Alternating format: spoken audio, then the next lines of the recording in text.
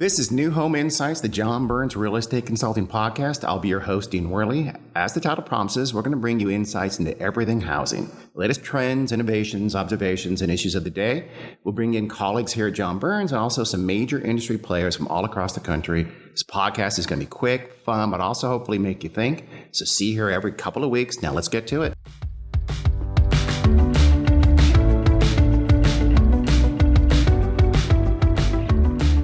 Welcome to New Home Insights podcast by John Burns Real Estate Consulting. I'm your host, Dean Worley. Today, we have as our guest a psychic. Okay, not actually a literal psychic, but someone who does peer into the future of design and technology and consumer trends and how they're affecting the buying experience. So today we're going to focus on how they affect our homes and our home buying experience. And to do that, we have Susan Yashinsky. She's the Vice President and Innovation Predictor at Sphere Trending. Susan, please say hi to the folks and introduce yourself a lot better than I can and what you do and what your company does. Thank you so much. Happy to be here today, and thanks for the opportunity. We love being a small company because we can make up our own titles, so we make up the titles for all of us. We're in our 20th year of business. We're a strategic think tank and trend forecasting firm, and we really specialize in intelligence that's driving why and how spaces are evolving, whether they're residential, commercial, transportation, any environment, because more and more all environments are influencing each other, both in macro shifts, how the space is shifting according to demographic, psychographic needs, as well as design trends, and certainly the influence of technology becomes universal across all environments. So we work with a lot of different companies, manufacturers, service providers, retailers, across the board. But again, our specialty is environments, and we're really happy to be here today and really focus in on the home environment today. I've seen you speak, by the way, and the first time I saw you speak, I had I'm not going to lie, I had no idea who you were or what you did, but I found myself just sitting up and being fascinated because you're so wide-ranging and you brought it home to specifics very, very well. So let's start with maybe use affordability as an example. So for instance, are younger households more likely to be long-term renters? They're putting things off, and maybe when they have kids, get married, maybe instead of buying a house, they'll move into single-family rental or build-for-rent environment. Is that something you're tracking? Yes. So I think what's really the newest nuance in the housing industry is a lot more variety coming in. We know all the builders are frantically trying to get into rent to own because there is a huge affordability crisis, housing crisis in America. And not only is there delayed life stages, but there's also people just can't afford to get into a home. And, builders have had to use up land that was very expensive. So they've had to build more at the high end than the affordable end. We see co-living coming in. We see new kind of concepts around the world that are gearing for new types of affordability concepts. We see row houses and, density coming back. I think your company did a great study recently on seeing more high density, there's a big discrepancy between how many people want high density. A lot of people want it because we're a nation of singles and they want community. And so they don't mind houses touching each other and being closer together. And there's a big discrepancy between how much of that has actually been built. Yeah. You also I've heard you talk about things like social enablers and chameleon hunters, how you sort of track trend trackers, you sort of track folks by how they are interacting with housing environments. Can you talk a little bit about that? So beyond demographics, which are obviously important, an older consumer has different needs than a Gen Z getting into the housing market. But more and more, we're talking about culture graphics, which is not a term that we made up. I wish we did, but a term that's been being used a lot this year, which really talks about people's passion. So if you love coffee, then, you want the greatest coffee station in your kitchen. If you are into technology, you want the smart home. If you're into well-being, you want a house with wellness. So more and more these kind of passions cross over demographics. So we have well-being explorers, probably the biggest group because everybody wants well-being from age 6 to 96, which means we're letting more light in. We have more exits and entries. We are bringing more natural materials in. We're busting out into the outdoor space. So we truly have indoor-outdoor living. And we're looking at new materials. We want this home to be healthy, whether it's an air purifying curtain or, non-toxic paints. And we want to be protected. So wellness is a really big word. We always say it's not just mental and physical health, but it also encompasses safety and security as well. We have technology seekers that want the newest of the new. They're the ones that are, have the Alexa in every room, the ones that are intrigued by the fact that walls could be kinetic in architecture in the future. And either by a press of a button or a push of a hand, you can open up a room or close off a room depending how you need it. Chameleon hunters is another one who are really interested in fashion and design and always want the latest and want to change their environments. I think this is another nuance. We used to do remodeling because things would go, the roof was gone or we needed to replace the door or the windows. We now love remodeling because we love newness. And we're kind of in our brains trying to not waste, because particularly younger generations are very interested in not wasting. But we also desire the new. If we can have the newest songs at our fingertips, we want the new in everything. So fast fashion is kind of coming into the home, and we're starting to see ways that things are being mass produced, but with an element of customization. So you can kind of change up, even a durable. You have Samsung now, creating refrigerators where the front door of the refrigerator can be any color you want. And when you get sick of the color, you just order another front door. You don't have to order another refrigerator. That's not, you mentioned technology and how I'm embarrassed to admit this, but we have two Alexas, like you just mentioned, but they don't seem to know each other very well. They have different agendas because we ask one and the second one overhears.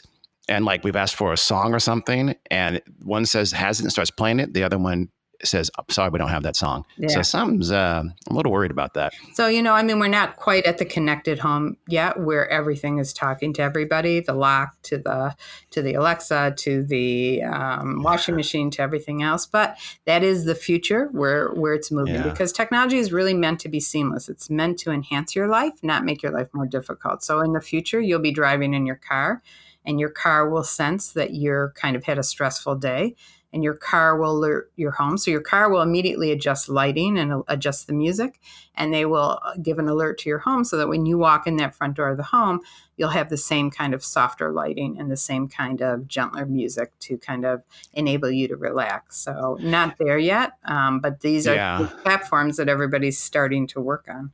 Well, not to be all Terminator and feel scary and anti-technology. But, we've talked about technology in this podcast before, and how smart tech, for instance, is changing how we interact with our house. And it's exciting and new. But technology can also be kind of daunting in a lot of ways. So how do we conquer the isolation, I guess, of technology and get more community and connectivity, real connectivity in our lives? Yeah, that's a great question. I think developers are actually really on top of this and really starting to develop communities, particularly in the suburbs, that are more like urban feels, with walkability, with new kind of amenities. Serenbe is a great example outside of Atlanta of a community that was created with restaurants and shopping right in there. We say we're kind of going back to a prairie lifestyle. And not that we want to necessarily, raise the cows in the backyard, but we will more and more grow our own food. One, because we love it as a leisure activity, and two, because we're a little nervous about food safety as we go forward. But we also just want that connectivity with people.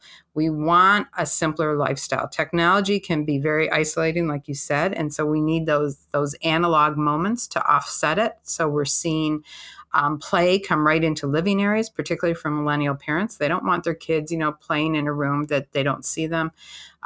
So we have play coming into living areas. Open space living is one way that we're not just all in separate rooms doing our own thing, but we can connect. We see game tables coming back. Game tables have sold more in the last couple of years than we've seen for decades. So people understand that you have to offset technology with analog activities. And technology, actually, we think it connects us, but to your point, it makes us more isolated. Yeah. So folks in master plans, for instance, are going to be looking for dog parks, gourmet kitchens in the clubhouse, things that pull people together. Is that fair to say? Yeah. And remember, we are a nation of singles. I think the stat, and I apologize if I'm quoting it wrong, but I think it's something like 69% of all household growth over the next 20 years will be singles and households without children in them. One, you have baby boomers living a lot longer. So they don't have kids in the house anymore. You have 30% of Gen X that never will marry compared to only 14% at that same life stage. You have millennials waiting to their late 30s or even early 40s to get married and start forming families. And a lot of them will remain single. And we're single for a longer period of time. So we have to remember that we do need connectivity. And I think the developers really have understood this. We saw it so big in multifamily, and we continue to see multifamily continue to add new amenities like wine cellars and theaters into the common areas. But now we're seeing the developers, even in suburbia, really reinvent suburban living to have a community feel. Yeah. Although I think that the sort of let's call it the town lifestyle where everyone kind of lived above their shop and, you went to the corner market every day. That's just never coming back. Not with big box. Is there any chance of that coming back in any way?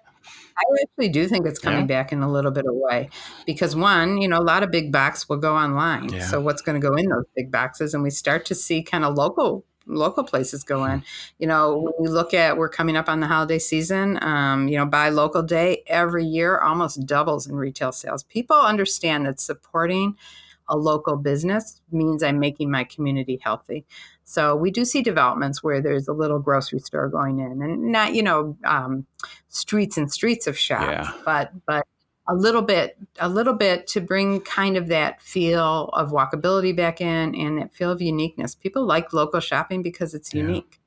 Yeah, I would love to see more residential over those kinds of local retail, especially where it's just a small town, downtown kind of environment. Mm-hmm.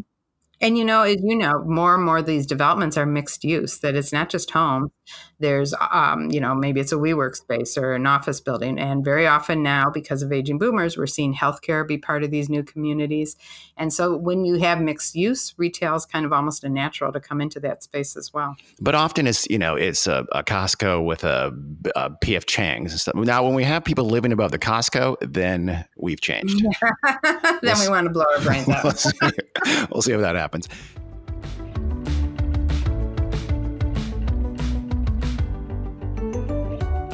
Let's take it to the home.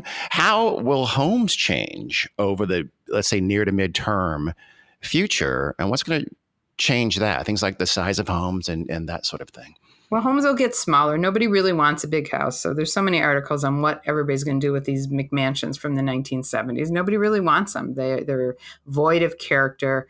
They're not the space we need anymore. We're having smaller families or no families at all.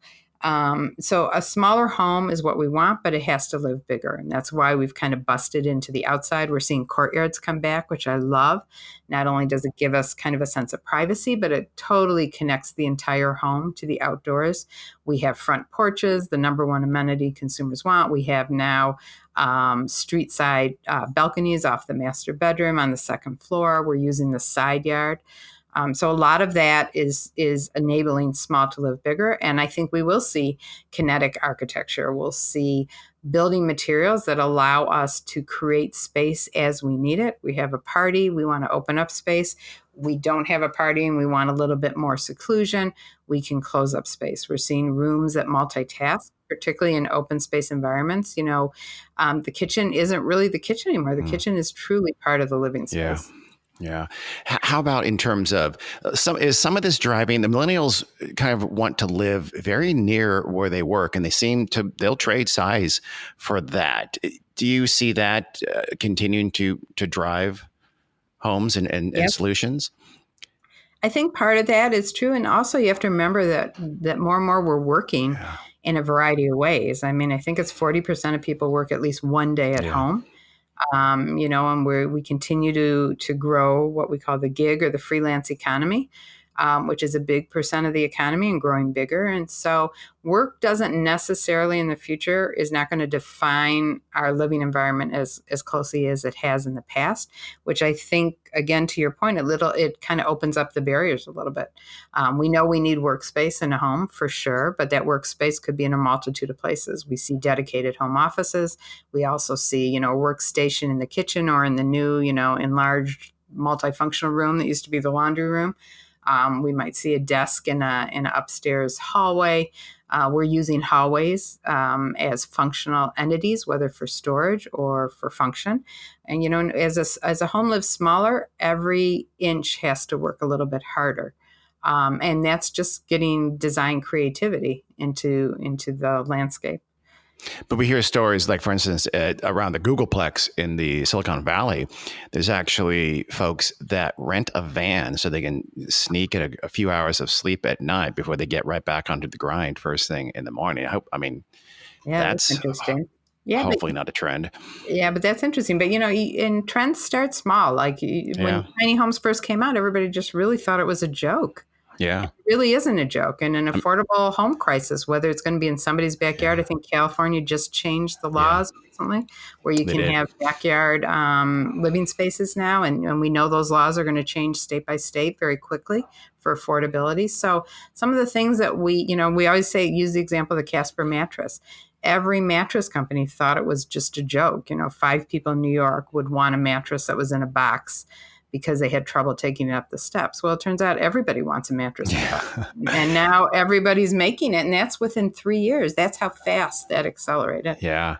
How about co-living? You mentioned that a minute ago. I'm super on the fence with the viability of co-living, at least in a mass way. What do you think of I think co-living? co-living for Gen Z and perhaps the very youngest part of millennials is going to be a huge, Yeah. huge new nuance. I mean, we already see it taking over bigger in Japan and in some of the European countries. It's community. It's just like going from a dorm into your next stage, a little bit more upscale dorm. It's a small living space, but people are just sleeping in that space. They Yeah. really want that communal thing. And again, it might not be for 6 years, but it might be the 1 to 3 year thing you do before you rent for 3 to 6 years, before you buy for 6 to now we're saying 15 years for that first home. Yeah, it does seem traditional to me. So I guess it kind of just depends on the size of that very young cohort, doesn't it? Yeah, and I also think, remember, these people are used to co-working environments. Yeah. So again, that's kind of changed the perception, and ownership is changing with young people. I mean, some of the biggest trends in retail are renting. Yeah. We see almost every retailer now or manufacturer having an element where they can rent. Sonos just came out with, headphones that you can rent. Why buy because in 2 years there's going to be new technology and you want the latest technology. And so rental, not owning, Airbnb. I mean, all these kind of things have changed perception for younger generations about what's most important and how to get it.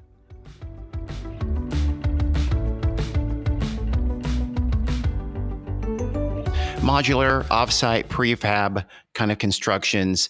It feels like we are turning a corner on these solutions for housing, maybe going from niche to norm. But do you think we are finally there? Oh, I think we have to. I don't even think it's if we want to, it's because we have to. We have a huge labor problem in the building industry. I think 60% of all these skilled laborers are going to retire within the next 10 to 15 years. Now, a lot of companies are trying desperately to get young people into the trades because they're great living, they're great middle-class wage jobs, but we're not there yet. And prefab allows that element of personalization that we don't really have in the built environment. I want the wall over here, and before you put the home together, I want it to have X, Y, and Z in terms of technology embedded into it.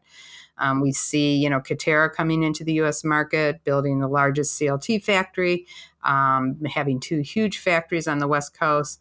We see Clayton Homes buying up, built retailers. Prefab is the future, whether it's, partially built in a factory or all built in a factory, but there's no question it's going to address the affordability issues. And I think even more importantly, in some ways, it's going to address the personalization issues that consumers really want. And it seems like when we look at offsite built construction, you worry that, okay, is there a stigma about that? And with older generations, maybe there is, but with the younger households, they don't care. There's no stigma at all. They don't care. They don't care at all. They think it's cool. It's the opposite. Okay. And you're right. Older generations are used to thinking of that as a very low income type of option. But remember, you have to remember the design is getting beautiful. If you look at a beautifully designed prefab next to a beautifully designed built, you can't tell the difference. So design is coming into it in a big way. We're seeing so much innovation in building materials that is bringing, cost savings into making design more beautiful. And then they think it's cool. They think it's cool that when that home is built, all the waste is in one garbage can. Yeah. And it's going to be more varied, isn't it? Right now, the floor plans tend to be fairly modular, I guess, and fairly, nice straight lines. But I'm sure technology will make that change quickly here. Oh, much change. I was at a meeting at General Motors, and one of the top executives had just bought a prefab home as a vacation home for Northern Michigan and loved it because he could go to the factory. He could personalize his, exactly how he wanted. He could check on the status. And the other thing is it was built really fast. He didn't have to wait 6 months for a home.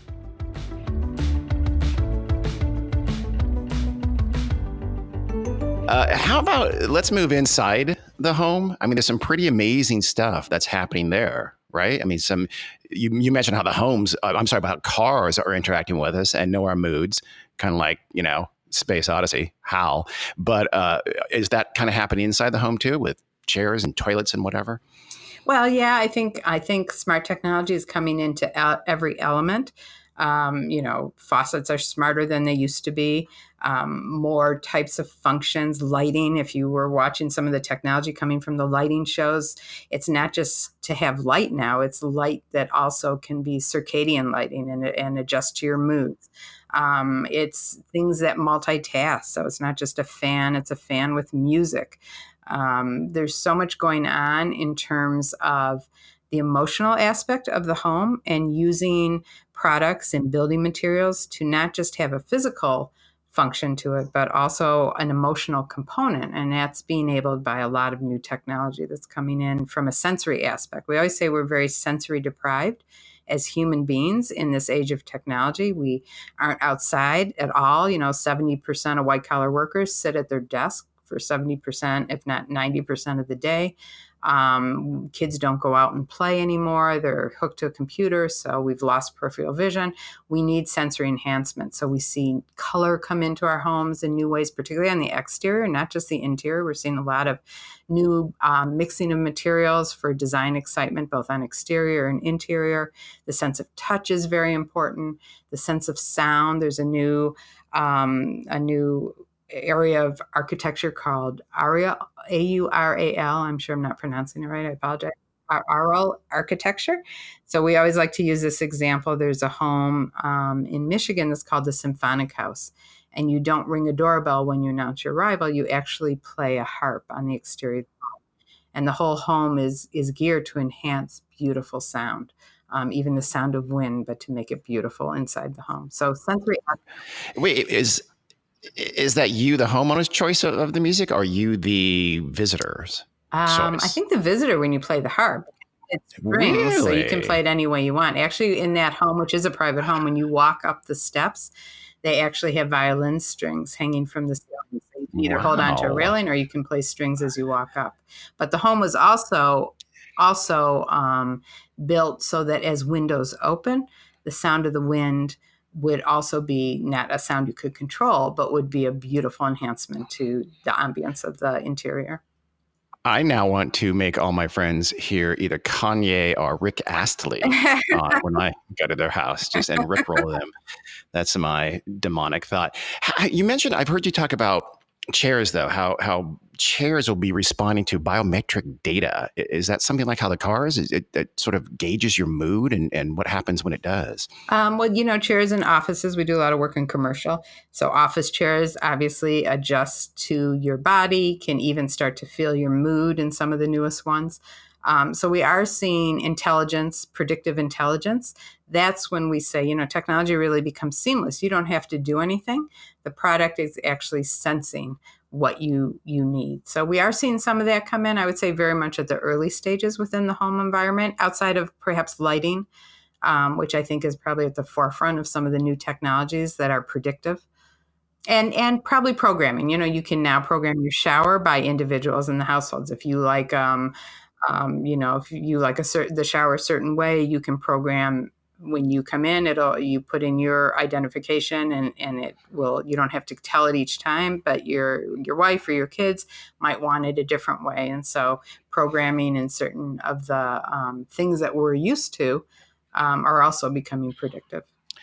Now, at the risk of sounding paranoid again, when I hear this, I think of something like how Facebook and Google, I mean, what they've become good at, what they make their money from is selling us, right? Mm-hmm. So is there a danger here where a smart toilet is going to know something about your health, or a smart chair is going to know something about your moods at different times Yeah, the new smart mirror where you look in and it will read your health and immediately connect. We always like to say that, and I know you have two Alexas, but we like to say that people in Silicon Valley would never put an Alexa in their house. I know. Because it's I've heard that. listening to you constantly. And, people in Silicon Valley take the 8th grade pledge. They don't give their kids a phone till 8th grade. They send them to Waldorf school because they understand that creativity comes not from technology, but from basic analog, activities as you're growing up. So I think the privacy issue is a huge one. Consumers are very concerned about it, particularly younger consumers that are a little more educated about it.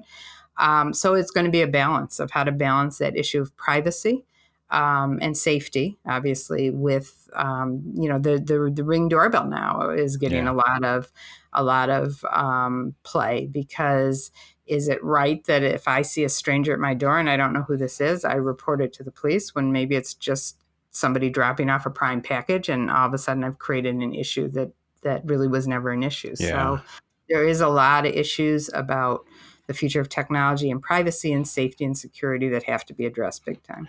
I want to ask you a couple more questions. One is something inside the home as well, which is, and just is kind of interest to me particularly, is entertainment spaces, because I'm still waiting for like 3D hologram in place of a television, and I'm getting kind of antsy about it, I'll admit. I mean, is that anywhere near? Are we talking about changes like that in the semi-near future? I think so. That at CES, and we have CES coming up again, we always see futuristic formats that really could be placed in the home now. The question is, are we ready, and do we really need it or want it? So I think there's a TV that looks like a TV that can be a window when you don't have the TV on. There's another TV that looks like a piece of art. Will walls, when you go, will AR and will virtual reality come into our home? For sure. There was a study that was done recently that asked a bunch of futurists, what will the home of the future be? And somebody said, well, you would never redecorate and spend money, because through virtual reality and through new kind of technology, you could just change the color of your comforter through the lighting. And so you wouldn't have to pay for a new comforter. So I'm not sure we really want that, since consumer spending is 70% of our GDP. But things like that will come in. Now, will people want to? We always say you can put a sensor in everything, but you shouldn't, because a lot of the stuff that comes to market really isn't improving our lives. Just because we can do it doesn't mean we should do it. Maybe that spending just goes from buying a new comforter to buying an app that changes the color of your wall at a command. Right. And, thermochromatic paints and things like that are being experimented with, so that there's, again, it goes back to that sensory aspect, that your environment always has kind of a new nuance to it. Is change. Futurama the guide for you to look at? Do you watch Futurama and just say, okay, yeah, that's going to happen? Or Star Trek? I'm ready for a tricorder. Well, if you look at the Jetsons, I'm still waiting for the Jetsons, where you just tell them what you want to eat and it comes out of that machine immediately, and you don't have to cook that. But a lot of that, there's now developments being built with drones on private balconies for consumers, so that for deliveries. So things that did seem really impossible will come to fruition.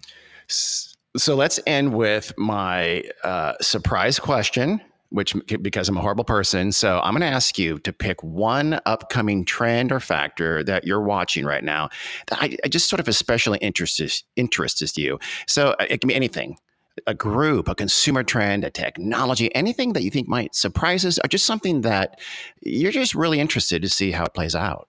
Anything shoot to your mind? I would say my biggest trend right now that I'm intrigued by is the pioneer spirit.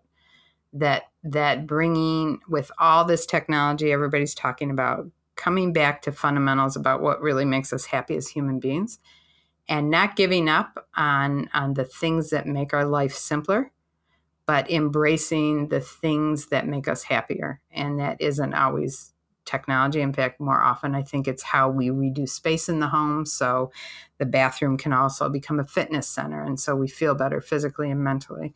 It's shifting functions in new ways. Being able to grow our food in a very simple way inside the kitchen. So the kitchen truly becomes a wellness kitchen. So I'm more intrigued by the non-tech. But obviously the tech is not going away by any stretch of the imagination. And then the key is to find that balance between the two. Or see how the tech can enhance that and improve And that. how the tech can enhance it. Exactly. Awesome. Well, Susan, thank you. This has been a pleasure and as insightful as I expected it to be. Well, thank you very much. I appreciate the opportunity very much. Absolutely. Thanks for listening, everyone. And please, I don't think we've ever said this, have we, Richard? But please, if you can, take a minute to subscribe to the podcast. And if you like it and follow it on iTunes, please rate and review. If you don't like it, never mind. Until then, see you next time. Bye, Susan. Okay, bye-bye. Take care.